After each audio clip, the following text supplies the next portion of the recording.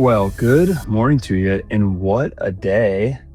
The House Armed Services marks finally came out. And a lot of people don't know what marks even are or how these play into the appropriation process, but it's a critical milestone in getting the FY27 appropriation bill over the finish line. So what's the process look like? You guys know, and you've heard me talk about how there's two types of ways Congress can engage. One of those is through the appropriations process.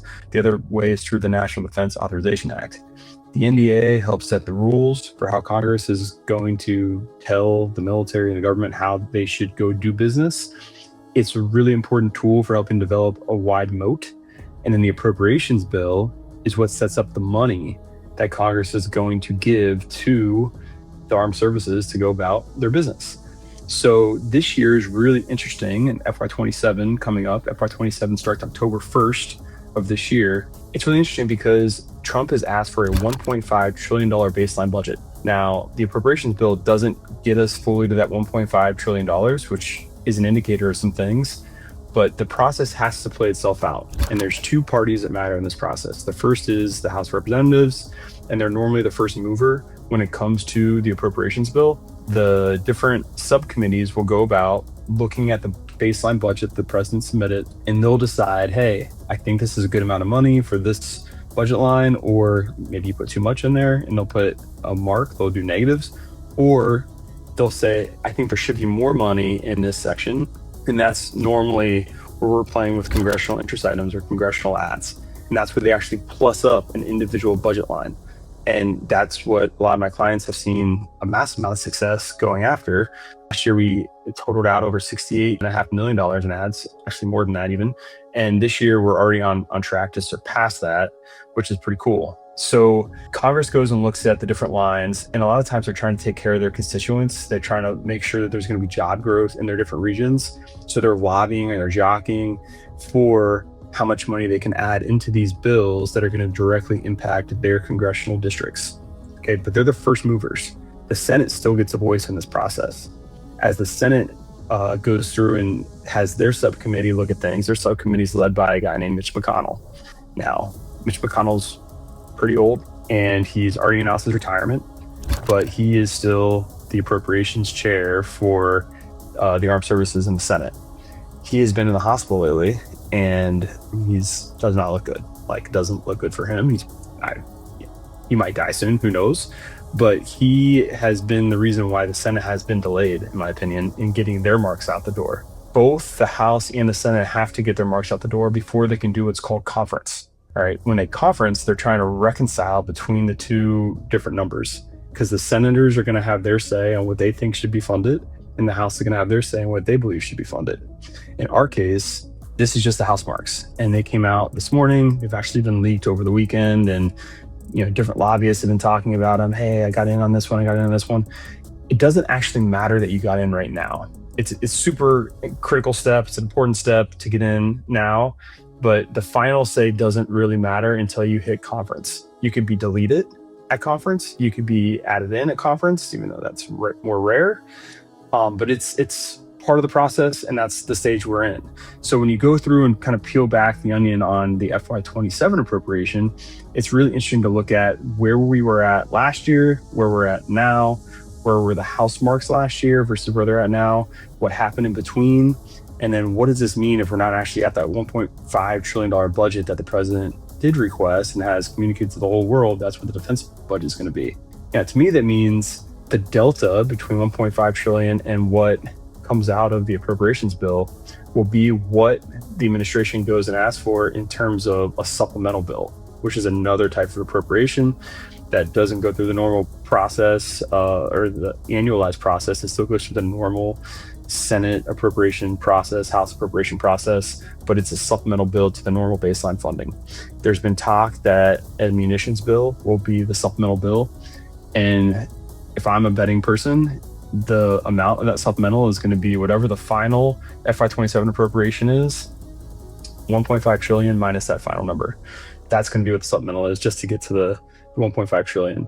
That's how they play the funny math. And if Trump said there's going to be a $1.5 trillion budget, he had to have gotten that number from Congress and through negotiations. it's really interesting to watch how the Senate House Republicans are really pushing back against the president. And they voted to limit his War Powers Act the other day. That's not a binding amendment. It doesn't become law. It's just like a resolution almost that says, hey, President Trump, we want you to move troops out of conflict areas. And it's kind of a rebuke because Trump campaigned against what a lot of people would call rhinos, Republicans in name only, that were in the Senate. And he actually got them, many of them that he campaigned against, he got them kind of kicked out for the future election because they didn't even win their primary, because they were not as supportive of the president for his top priority, which is the Save America Act. The House of Representatives has already passed the Save America Act, and there's a caucus inside the House of Representatives that has said they're going to attach the provisions of the Save America Act to every single bill that they send back over to the Senate to get it done.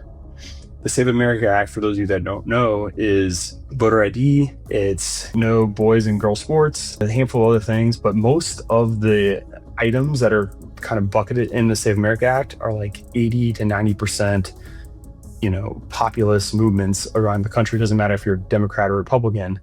That's what's in this act. The fact that some of these long-held senators don't want to have voter ID or don't want to preclude boys from girls sports is interesting, and people should take note of that. But that's what the current holdup is, and you're seeing some Republicans rebuke the president, despite being part of the same party, because of this. That could end up being the head that causes even more friction for the appropriations process down the road. Those things shouldn't be connected in like a perfectly rational and normally functioning world, but in this world that we live in today, they are connected because Trump has been so outspoken about wanting the Senate to pass the Save America Act, and the House has already done it. And the Senate and John Thune keep saying, we don't have the votes, we don't have the votes. You'll hear other commentary from political leaders saying like they could pass it through a standing filibuster where you force the opposition to actually stand on the Senate floor and speak for as long as it takes. But if they take a bathroom break or they stop or they sit down, they only get 2 chances at that to like stand up and speak, and then they're done. They can't talk anymore. So there's people that think it will pass for that, but there's certainly some opposition from Republicans that don't want to see it passed. And I mean, you can ask yourself why. Are they getting some benefit from not having voter ID? But either way, it really could impact this appropriation bill. The Senate has to come through and do their marks. Whatever that comes out to be, the Senate obviously wants money to get spent, and they have their states they're looking out for and their different districts, but they now have the House marks to work off of. So very exciting. Every single category saw growth than, compared to what was in FY26. The Air Force over 6%, but the big winner was the Marine Corps. They actually had a 21% bump in spending. And, you can imagine why that could be. Trump was maybe pretty happy with some of the activities and the capabilities that they might bring to the table should there be an Iran invasion, should there be some other activities, like they were a real threat. And there's some combat readiness probably that has to occur there. We can only speculate on why they got by far the largest budget increase. Another interesting thing that's in the House marks is that right now the Space Force is only seeing like a 2% budget increase, which if you think we're going to space, we're doing all these things in space, that is pretty dramatic and minimal compared to what you would expect to see, like a large increase in the space budget. Much more conventional weaponry is where you're seeing some of the growth. And I can tell you, there will be a negotiation between the House and Senate. Normally, since the House is on a 2-year election cycle, they're much more generous than the Senate normally is. The Senate is viewed as the stalwarts that like to hold court and keep, the status quo, keep things kind of the way they have been. They're far less innovative, far less risk-taking, far less populist, because their election cycles are much further apart than the House of Representatives are. So I expect the Senate to pass something. It will probably be less than the House. And then I expect the Houses to come in higher. When they go into have conference together, the House will come down a little bit and the Senate will come up a little bit. But you see math tricks that go on. So Ken Calvert currently leads the Appropriations Committee for the House. He's a Republican. And if you go through the budget item, there's some kind of squishy items, some big, what I would consider slush funds that aren't tied to specific, asks or even maybe specific districts. I look at those as things that they'll be able to sacrifice in the budget negotiation to preserve all the other ads that all the other members are looking for. Each one of those ads that members get in, that gives them a higher likelihood of voting yes on the budget. So the big areas where I see there's some squishy spending is in counter UAS and in nuclear. Those are areas that are significantly larger than last year, and I don't think they're tied to actually anything specific other than those broad categories. So in that budget conference that's going to occur to get the appropriation out the door, I expect that's where you're going to see a drop in spending on the House. And I think you might even see the House add in specific line items to maybe shore up some member support, especially on the Democrat side, if they need some Democrat votes to cross over. So if you're up in Betty McCollum's district, like fingers crossed, that could be a good thing because she is the ranking member on the House Appropriations Committee. She's not the chairwoman because the House is led by Republicans right now, but she might be able to sneak some more stuff in. I'm optimistic that she might.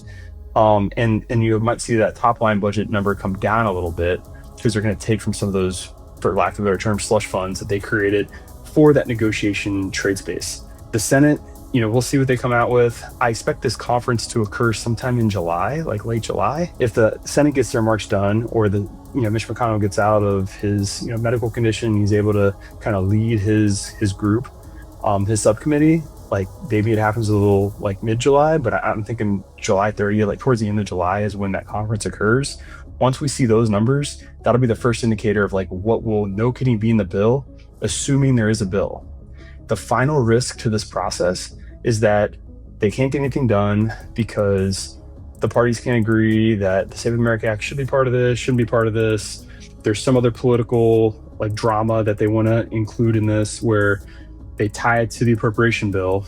And for whatever reason, they decide that a CR or a continuing resolution is the appropriate path.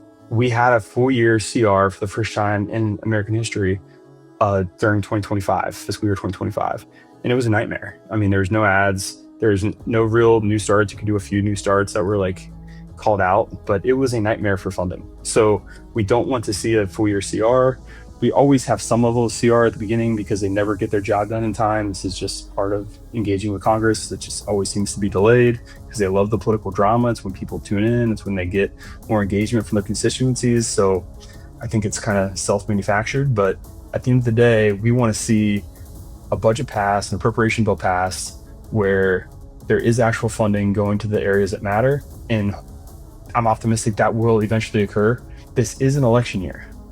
Right, it's midterm elections coming up, and it's very, very tight. I have an opinion if it's going to go red or blue. I'll say that for another video.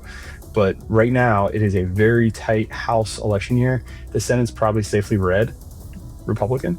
But for the House, it could go either way. And historically, it definitely does go to the opposite party of whoever's the president. So I think both sides might be a little bit more willing to give a little so that the members can go back to their constituencies and show what they've brought to the table to try to get those extra votes. I could be wrong about that. There's a real chance that there's a funding measure that gets through during the lame duck session, post-election, post-midterms, just because it's the last hurrah for some of these members that will inevitably be voted out because they didn't even make their primary. So they're not even on the ballot for some of this stuff. They're already lame ducks. And then other ones that lose their general election, there's a chance that something gets through then. So we'll be watching, we'll be waiting, we'll be analyzing. And hey, look, there's a lot of money on the table and there's going to be some winners, there's going to be some losers at the services level. But hopefully our people that are left in federal service, they're able to drive this money home, get it on the contracts to get real capabilities, real services out to our warfighters who need to keep the machine fed, to keep the machine operating. We are actively engaged in conflicts all over the world right now. We are going to be engaging Cuba very, very soon. What that looks like from a conflict, I can't tell you, but it's going to happen. We already did our engagement in Venezuela.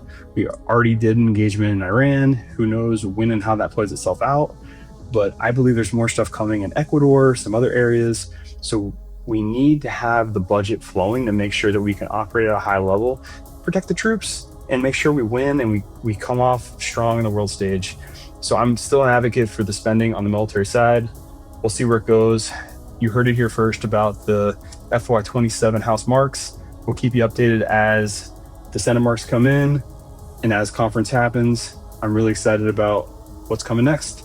Thanks. Please like and subscribe, and we'll talk to you on the next video.